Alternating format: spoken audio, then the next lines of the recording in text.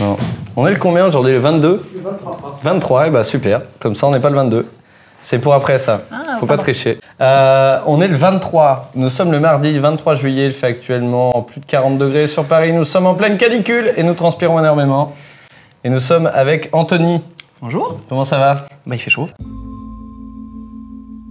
À la tienne. Nous sommes avec nos gourdes car il est important de consommer des La tienne donne de l'eau. C'est sympathique. Voilà. À la vôtre?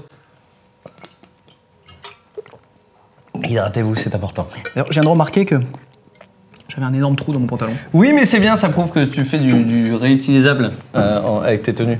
C'est pas mal. Bon, comment ça va déjà? Eh ben écoute, ça va, hormis la chaleur, ça va bien. Tu bouges pas mal en ce moment ou pas? Un peu trop.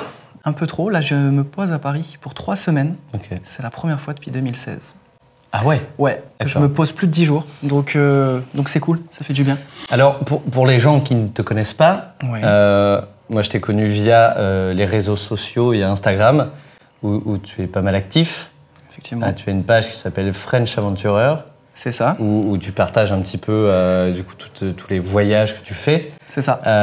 Alors déjà, pourquoi ce nom? Parce que ça claque.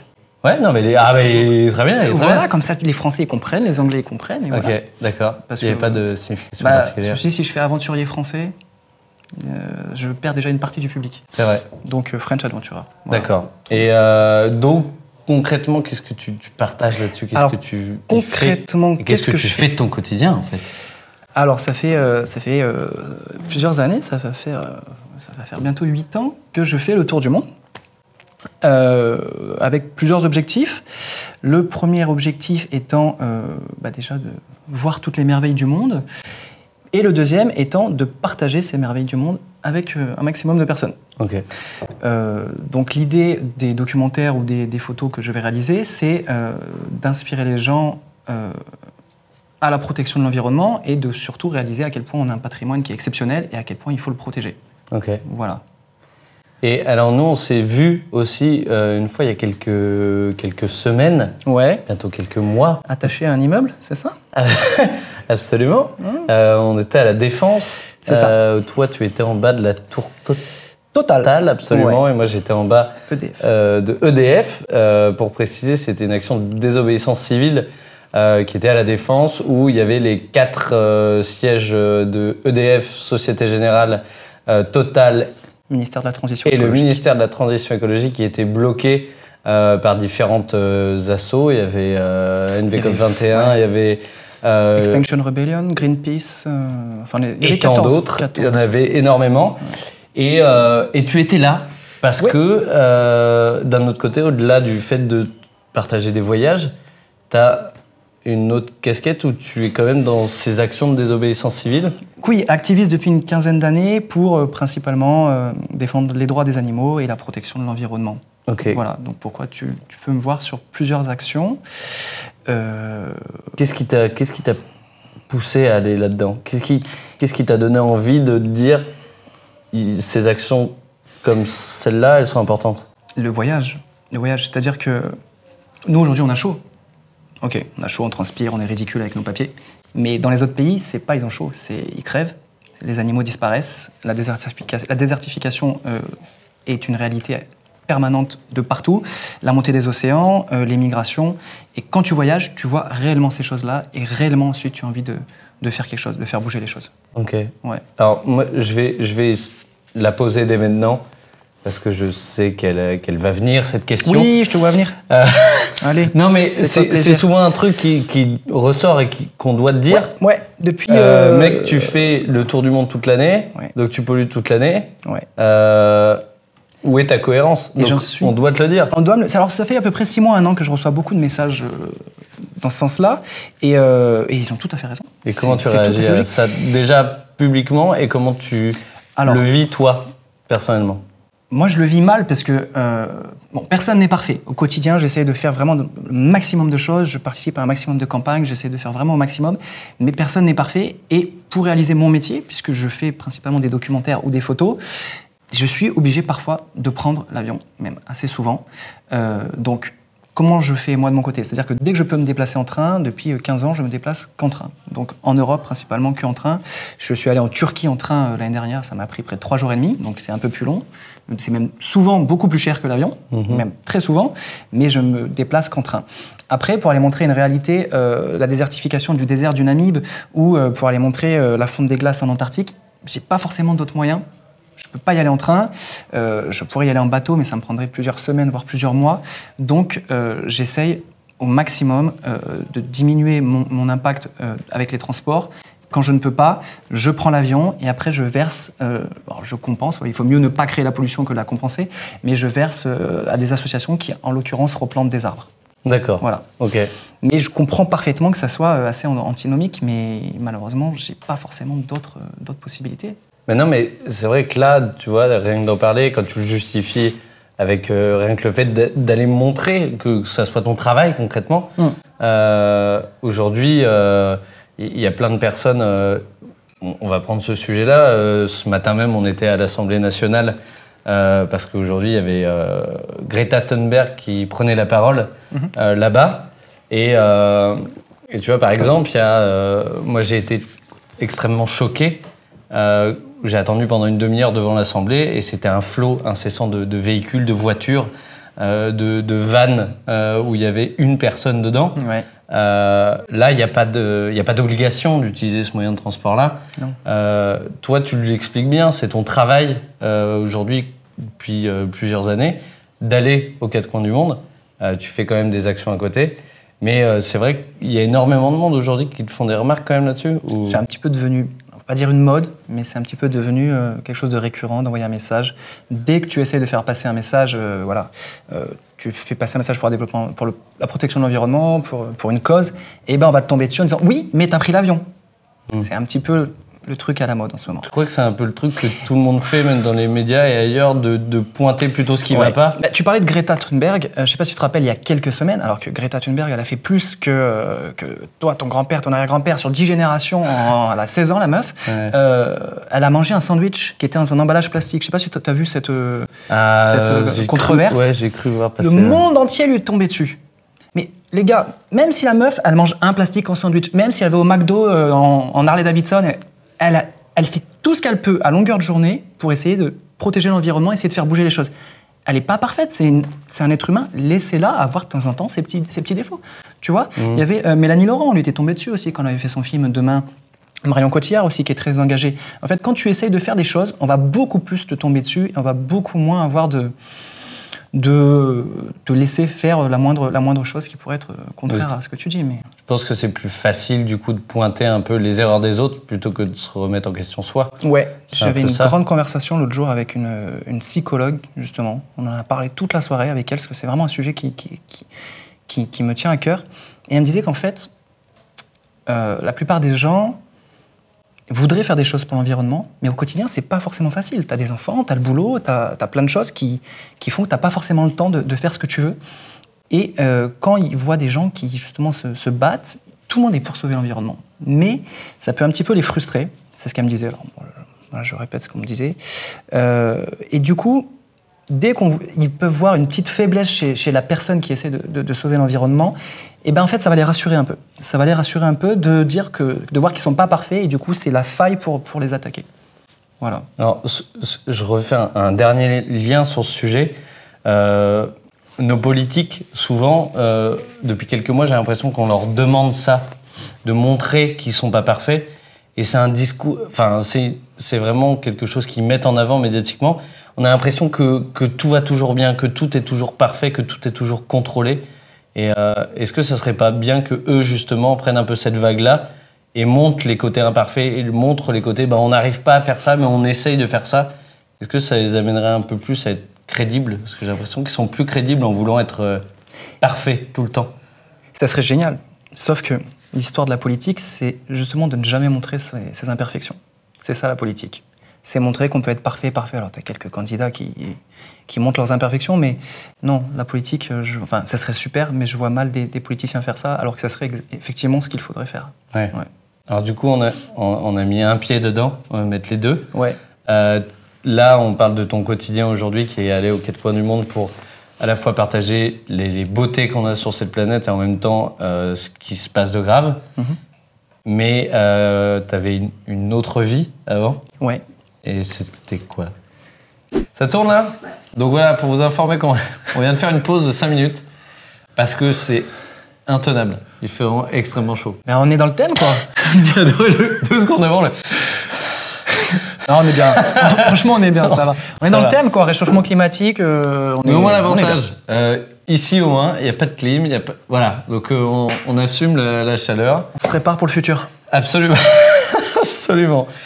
Donc, on était en train de dire que voilà, tu voyages aux 4 coins du monde pour partager les beautés de notre planète, sensibiliser les gens aussi sur ce qui s'y passe de grave. Ouais.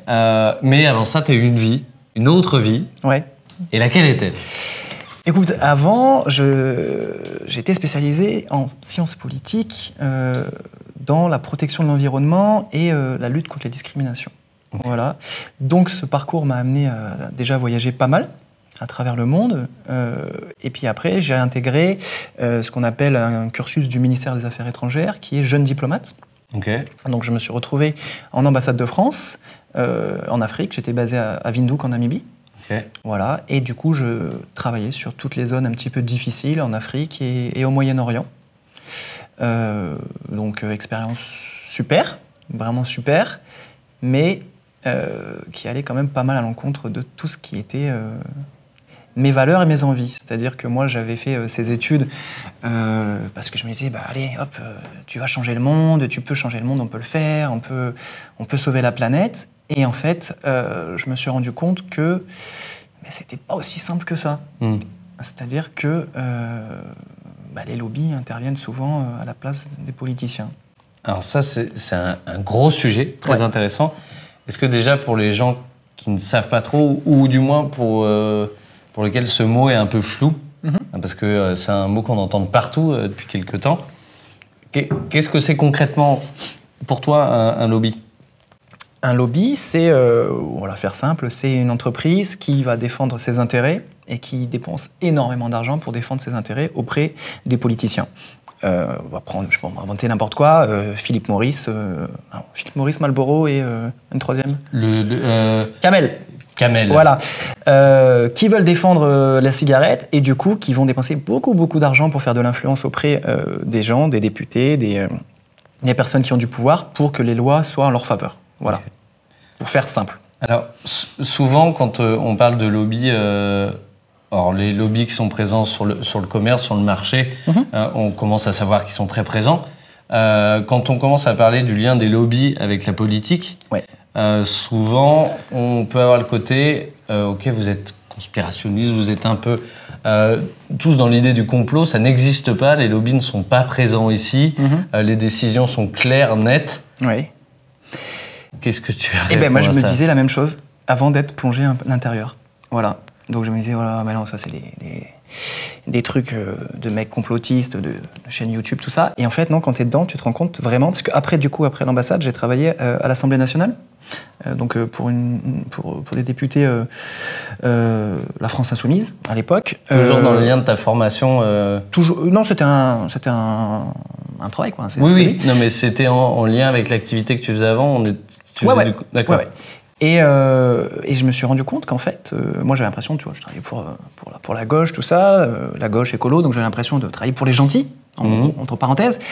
Et en fait, je me suis rendu compte que non, en fait, ils sont présents tous les jours, partout, à toutes les réunions, à tous les pots, à la cantine, ils sont présents, vraiment partout. Et c'est le choc quand t'as fait... Quand tu as fait près de 8 ans d'études pour pouvoir changer les choses et qu'en fait, tu as été au plus près du pouvoir et des gens les plus hauts et que tu te rends compte qu'en fait, non, c'est pas toi qui changeras les choses et que d'ailleurs, les choses, elles changeront pas. C'est très compliqué. Donc là, je te dis ça alors qu'on espère faire changer les choses, toi comme moi. C'est ça qui est tout un paradoxe. Ça a été, si tu veux, le déclic, la chose qui m'a vraiment fait prendre conscience que je n'arriverais pas à changer les choses par ce biais-là et que... Aujourd'hui, ce que je fais, montrer des vidéos ou faire des docus sur les superbes endroits de la planète et surtout sur les dégradations, ça fera peut-être plus changer les choses qu'en étant tout en haut là-bas à l'Assemblée nationale. Et comment tu vis justement ça actuellement On se fait une pause? On se fait une petite pause. Attends, je te le fais, tu me le fais? Vas-y. Voilà. On est bien là. Comment je le vis? Écoute, pendant longtemps, je me suis dit que j'allais le vivre en m'engageant, en faisant plein de choses. Tu vois, on a organisé plein de marches pour le climat, on a fait plein de mouvements, on s'est fait gazer, on s'est fait emprisonner, on a fait plein de choses. Et puis on s'est dit, ouais, mais c'est pas grave, on va faire ça va faire changer les choses. Et en fait, il se passe rien. Il se passe pas grand-chose. Mais justement, c'était comment tu vis le fait d'avoir toutes ces informations de ton vécu passé, du fait que dans les plus hautes sphères de l'État, rien n'est fait pour bouger. Ouais. Et comment tu vis le fait de maintenant, toi, essayer de te battre avec tes armes? Est-ce que t'es pas parfois dans une espèce de je me bats tous les jours, j'arrive à convaincre 1, 2, 3, 10 personnes par ce que je fais, mais en même temps, au-dessus, il y a des forces qui sont tellement présentes que à quoi bon? Est-ce que parfois ça t'arrive de te dire à quoi bon, pourquoi je fais ça, quoi? Exactement, ça fait à peu près 1 an et demi que je suis, pas te mentir, ça me fait un peu déprimer, toutes les actions qu'on fait, toutes les choses qu'on essaye de faire passer, ça me fait un petit peu déprimer parce que, par exemple, l'année dernière, j'ai organisé une grande collecte de plastique sur les plages en Turquie. Hey. Ouais. Et en Turquie, en plus. En Turquie, j'étais sur des plages près de la Syrie où c'était assez catastrophique au niveau du plastique et des déchets sur la plage. On a organisé pendant près d'une semaine des clean walk et on avait ramassé 8 tonnes. Donc c'était un truc de ouf, tu vois. Et puis je me rappelle vraiment le jour où je suis rentré en France, il y avait Élise Lucet sur Cache Investigation. C'était une émission superbe sur le plastique d'ailleurs. Absolument. Et le reportage commence par chaque seconde, dans l'océan, 2 tonnes de plastique sont rejetées dans l'océan. Et je me suis dit, en fait, j'ai compté jusqu'à 4 et je me suis dit, tu vois, t'as passé tout l'été pour ramasser les 8 tonnes et en 4 secondes... On en a remis grave. Et ben voilà, on a remis 8 tonnes. Allez, super, merci. Et ça, des fois, ça me bouffe, quoi. J'ai une haine et je suis passé de la personne hyper utopiste qui voulait faire changer les choses à une personne qui est un petit peu plus énervée, un petit peu plus extrême. Et je me demande si c'est pas ce qui va se passer collectivement que au bout d'un moment, si on n'arrive pas à faire changer les choses, est-ce qu'on ne devra pas employer d'autres méthodes? Voilà, je l'espère pas, mais j'ai l'impression qu'il n'y a pas grand-chose qui bouge, quoi. Justement, je refais un parallèle avec ce qu'on disait avant, les lobbies et leur présence dans les hautes sphères. Tu parlais qu'ils étaient présents chaque seconde, que ce soit au déjeuner, au rendez-vous, aux réunions. Comment ça se vit et comment ça se ressent au quotidien? Comment ça se vit? Je vais te donner un exemple. Bon, je vous ai dit que je n'étais pas parfait. Vous allez voir que je suis encore moins parfait. Je suis supporter de l'OM. Donc voilà, désolé. C'est donc une fin. Merci. Allez, merci à tous, à bientôt. On ne choisit pas à quelle époque on est né. Hein. Bon, bref. Et un jour, j'ai un mec qui arrive dans mon bureau, tu vois, et il s'assoit et tout. Je dis, c'est vous, machin, tout ça et tout. Et le mec me sort un cadeau. Je dis, ok, on est censé pas accepter les cadeaux, tu vois. Et puis, j'ouvre le cadeau, et c'était un maillot de l'OM avec mon nom derrière, tu vois, Verlaine. Et il me dit, oui, j'ai entendu dire que vous étiez supporter de l'OM. Et j'ai dit, c'est super gentil. Et en fait, vous faites quoi, vous? Ah, d'accord, glyphosate. Glyphosate. C'est dur à dire, hein? Oui, c'est pas évident, mais ils ont pas choisi un nom sympa en plus. Et voilà, et je me suis dit, ça fait flipper déjà. Parce que tu vois, je ne crie pas partout que je suis supporter de l'OM, donc je sais pas les mecs comment ils sont allés sur Facebook ou je sais rien. Et c'était ça en permanence, on recevait des petits cadeaux, des petites invitations, voilà, un peu des putes, quoi. Donc ouais, c'était flippant et assez énervant. Donc, mais vraiment partout, quoi. Et tu sens qu'au-delà du fait de ces cadeaux, etc., est-ce que tu sentais petit à petit une espèce de pression qui était mise sur quand il y avait des grosses décisions à prendre Alors, à mon niveau, non. À mon niveau, non. Mais la pression, je la sentais sur les députés avec qui je travaillais, qui, en salle de réunion de groupe, étaient à fond pour sauver le monde, pour voilà, tout ça. Et puis quand il fallait voter, ou quand on leur présentait des projets de loi, ouais, ça, non, tu vois, ça, on va peut-être pas le mettre, ça, c'est un petit peu trop violent, ça, c'est un petit peu trop pour changer les choses. Et en fait, mais c'était pas la même personne qu'on avait eu en réunion le matin, le soir à 18h, quoi. Donc, nous, à notre niveau, pas forcément, mais eux, je pense qu'ils ont une pression un petit peu plus présente, ouais. Tout à l'heure, tu parlais du CETA. Oui. Le CETA, c'est complètement quelque chose qui est instrumentalisé à 100% par les lobbies. Complètement. Aucun Canadien, aucun Français, aucun Européen se sont réunis et ont dit on va faire ce traité. Non, c'est un truc qui est mis en place par tous les plus gros lobbyistes du monde. Je reçois l'info.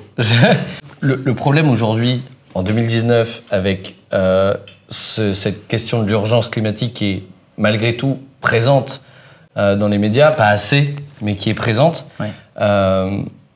Aujourd'hui, le discours des politiciens, pour la plupart des gens, on n'y croit plus. On n'arrive plus à se dire cette personne-là a vraiment envie de changer les choses parce que derrière, il y a ces décisions-là. Donc, est-ce que concrètement, il y a des gens dans ces sphères-là qui ont envie de changer les choses et qui ont les mains liées, ou est-ce que vraiment on est sur un... Nicolas Hulot, je pense qu'il en est le meilleur exemple. Il est arrivé avec plein de détermination, plein de volonté, et en fait, il s'est rendu compte assez rapidement qu'il n'y avait pas la main mise sur toutes ces questions-là. Je pense que c'est le meilleur exemple. Et pourtant, on sait ses convictions, on connaît son combat depuis 30 ans. Quoi. Eh bien, nous revenons après une troisième pause. Parce que là, on est sur des changements de vêtements, clairement, voilà. Parce qu'il fait beaucoup trop chaud. Moi, je n'avais pas prévu, donc je vais rester dans ma sueur. On revient du coup à ton actualité et ton quotidien de maintenant, après avoir parlé un petit peu de tes vies passées. Aujourd'hui, du coup, tu pars dans le monde pour montrer comment il va. Et on sait qu'il ne va pas très bien. Non. Quel a été le souvenir qui t'a le plus frappé de ça? Quel a été l'un des moments où tu t'es dit, en voyant ça, là d'accord, ça va vraiment mal? Alors c'est très difficile de choisir. Parce qu'il y en a beaucoup et ça va de plus en plus vite. C'est-à-dire que ça fait pas 60 ans que je voyage, on va dire, allez, ça fait une quinzaine d'années, et puis vraiment intensivement depuis 7-8 ans. Et je vois les choses s'accélérer et les dégradations arriver de plus en plus rapidement. Là, comme ça, je peux t'en citer deux parce que je reviens de Namibie. Là, j'étais en Namibie il n'y a pas longtemps. Je nage beaucoup. Je plonge avec les grands requins blancs. Donc plutôt en Afrique du Sud. L'activité simple et naturelle. Hein. Je fais de l'escalade dimanche dans une salle. Voilà. Chacun ses activités. La première fois que j'ai plongé avec les requins blancs, c'était en 2009. On est vers Durban, sur la côte sud-africaine. Et je vais dans un endroit qui est vraiment considéré comme la Mecque des grands requins blancs. Okay. Mieux pas tomber dans l'eau, quoi. Okay. 2009, je plonge et avec une bouteille de 45 minutes, je me rappelle, je vois 96 requins blancs en 45 minutes, différents. Et je me dis, c'est chaud, mais c'est magnifique, c'est incroyable. J'y retourne en 2017, donc 8 ans après, même époque, même mois, même période, même conditions climatiques, tout ce que tu veux, même heure, tout ce que tu veux. Et je plonge avec une première bouteille, 45 minutes, et j'en vois pas. Pas un seul. Je dis, c'est quoi ce délire, tu vois? Je prends une deuxième bouteille, je replonge, et là j'en vois 3. Donc du coup, avec 2 bouteilles, j'en vois 3. Je remonte sur le bateau, et je vois un photographe qui travaille pour National Geographic, qui est hyper connu, tout ça. Et il me dit, alors? Et je lui dis, j'en ai vu que 3. Il me dit, 3? Mais c'est génial et tout. Je dis, mais non, attends, tonton. Il y a 8 ans, j'étais là, j'en ai vu 96. Il me dit, ouais, mais aujourd'hui, en voir 3, c'est ouf. Et je dis, mais ils sont où? Ils sont partis ailleurs? Comment ça se passe? Et en fait, non, ils crèvent. Ils crèvent parce que la surpêche, parce que la pollution des océans, parce que... Et ça, tu vois, c'est quelque chose d'hyper concret sur 8 ans. On passe de 96 à 3. Et c'est ce genre de choses que je vois au quotidien qui sont dramatiques. Des barrières de corail où j'y allais et c'était oppressant, tellement il y avait des poissons, tellement il y avait de la vie, c'était incroyable. En Thaïlande, en Indonésie, et dans des endroits reculés, je ne te parle même pas forcément du tourisme. Et j'y retourne 1-2 ans après, et c'est blanc, il n'y a plus rien. Il n'y a vraiment plus rien. Pareil en Afrique, l'Afrique c'est mon continent de cœur, donc j'ai beaucoup voyagé en Afrique. Des villages où j'ai vécu avec des tribus, avec des peuples, et j'y retourne 3-4 ans après, et en fait, les villages sont abandonnés quand ils ne sont pas recouverts de sable entièrement, parce que la désertification progresse. Donc c'est ce que je te disais, nous là, on est comme des cons, on crève de chaud, mais c'est rien. Nous, on est chanceux. On est dans une bulle de petit paradis, quoi. C'est ça. Et par contre, eux crèvent. Donc c'est ça qui est mon énergie au quotidien, quoi. C'est mon carburant. C'est quoi la première émotion que tu as ressentie quand tu es remonté sur ce bateau, par exemple, que tu as enlevé tes bouteilles et que tu t'es dit putain, mais quelques années après, ils sont plus là, quoi. Alors, c'est la tristesse. Rapidement, la tristesse. Vraiment, genre, les larmes, tout ça. Puis après, la haine. Alors, je suis vraiment là dans une période où je suis très énervé. Je suis très énervé de... T'as de la colère contre qui? Contre quoi? Contre notre... Ah, c'est compliqué.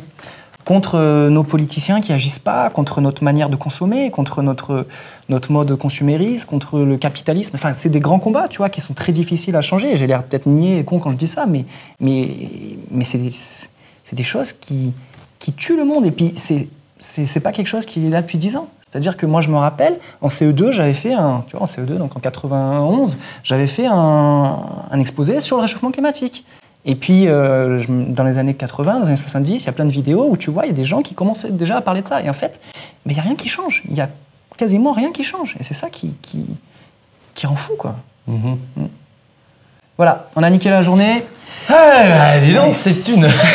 Après le discours ce matin de Greta qui malgré la beauté de ce qu'elle a dit, est un pet dans l'eau.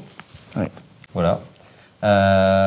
Non, mais c'est assez lucide et assez réaliste sur tes émotions et le constat qui est. Et que du coup, toi, en plus, tu as la chance, malgré tout, de pouvoir voir concrètement ce qui se passe aux quatre coins du monde.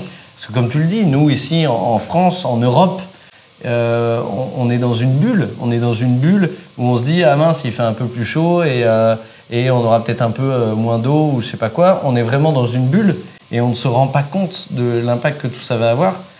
Donc, je te le dis maintenant, moi, merci d'aller montrer ces choses-là. Je pense que c'est vraiment important aujourd'hui. On critique souvent et facilement aussi, et à tort, le métier d'influenceur, de vidéaste, et tous les métiers de réalisation et tout, parce que tu as souvent dû peut-être l'entendre aussi, l'étiquette d'influenceur où on vous paye à faire 3 stories et puis ciao, bonsoir. Faut pas oublier que derrière, il y en a comme toi et comme plein d'autres qui ont une réelle activité, qui créent du contenu, qui a de l'importance. On va bientôt terminer notre échange. On va pouvoir aller prendre une douche. Après, on va aller prendre une douche. Mais après tout ce qu'on a dit, on a parlé de ton parcours où tu as vraiment vécu plein de vies différentes et qui t'amènent à ton quotidien aujourd'hui.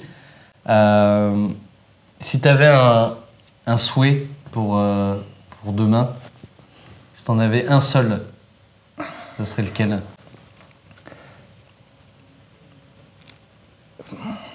Alors, sans être trop utopique, que l'extinction de masse des animaux, c'est vraiment moi, ce qui me touche particulièrement, s'arrête. Voilà. Pas que forcément la population revienne, mais si on peut s'arrêter là, ça serait bien. Oui, ça serait déjà pas mal, quoi. Il y en a déjà plus beaucoup. Voilà, perdu 70% des insectes en France en 30 ans. Moi, quand je me balade, comme je te disais, hein, sur plusieurs années, sur 3-4 ans, tu vois, pas sur 100 ans, là, il y avait 200 éléphants à cette époque, il n'y en a plus que 4. Ah, ok, cool. Mais c'est ça, justement, qui est important. C'est que là, tu donnes un très bon exemple de ça. On n'arrête pas de donner des chiffres il y a une disparition de tant de pourcents des mammifères. C'est pas une espèce qui disparaît entièrement, mais c'est l'effectif de chaque espèce qui disparaît. Et donc, tu as très bien expliqué avec ton exemple qu'il y a quelques années, tu avais vu 96 requins. Quelques années plus tard, tu n'en vois plus que 3. C'est ça qu'il faut comprendre dans la 6e extinction de masse. C'est que c'est tous les effectifs de toutes les espèces qui se réduisent considérablement et qu'il y a plein d'espèces que si demain elles disparaissent, même si elles ont toutes leur importance, si demain une un peu plus importante que d'autres, si on parle ne serait-ce que des abeilles ou autres, si elles disparaissent complètement, ça va avoir un impact terrible. Et c'est déjà le cas dans plein de régions du monde. Et à contrario, comme des espèces disparaissent, je vois d'autres espèces pulluler. Oui, il y a comme l'oursin, par exemple. L'oursin, je le vois de plus en plus, sauf que l'oursin, il va détruire les écosystèmes marins. Est-ce que tu as un dernier mot, une chose que tu aimerais rajouter? Vous pouvez changer les choses. Voilà. C'est très simple. Donc, messieurs, dames, nous sommes donc à la 4e pause. Nous allons faire la conclusion de cette vidéo, mais on tient à dire que voilà, nous sommes sur un autre changement de chemise. On est sur la même chemise. Mais moi, je ne vous montre pas mon dos, qui est un peu l'équivalent des chutes du Niagara mi-juillet. Voilà, je ne sais pas si vous y êtes déjà allé, mais c'est un peu la même chose. En tout cas, merci d'être venu. Merci à toi. Merci d'avoir partagé ton parcours de vie et ton regard sur le monde d'aujourd'hui. C'est très important. Petite information, et pas des moindres, T'as ouvert une chaîne YouTube il y a pas longtemps. Ah ouais. Où tu vas partager mes tes documentaires. C'est ça. Donc c'est French Adventurer, on mettra le lien dans la description. Alors j'ai 137 abonnés, donc on est pas mal là. Donc voilà, allez voir ce qu'il fait. Si vous voulez découvrir un petit peu ce qu'il fait, vous avez aussi le compte Instagram, ton compte Instagram où tu partages beaucoup de tes photos de tous tes voyages. Donc allez voir aussi, on mettra pareil dans la description. Voilà. Sur ce, on avait un check. Attention. Tu fais le sac? Oui. Moi je ramasse. Oui. Moi je ramasse. Toi tu tiens le sac. Et on finit par une explosion. C'est un check clean walk, voilà. Si vous le validez, dites-le dans les commentaires. Voilà, on va lancer un mouvement, le check clean walk. Absolument. Et vraiment, on va le lancer on va le dire sur nos Instagram. Créer des check clean walk. On met un hashtag check clean walk. Check clean walk. Et vous créez votre propre check clean walk. Donc évidemment, vous l'aurez compris, la règle, c'est au moins un geste de ramassage. C'est ça. Et l'explosion à la fin. Moi, je te laisse terminer. Donc on va avoir ton moment de prise de conscience que tu vas nous raconter. Évidemment, vous retrouverez ce moment-là sur mon Instagram. Sur ce, je vous dis à bientôt. N'oubliez pas de vous abonner à cette chaîne et surtout, n'oubliez pas que chacun peut nettoyer sa planète. À bientôt.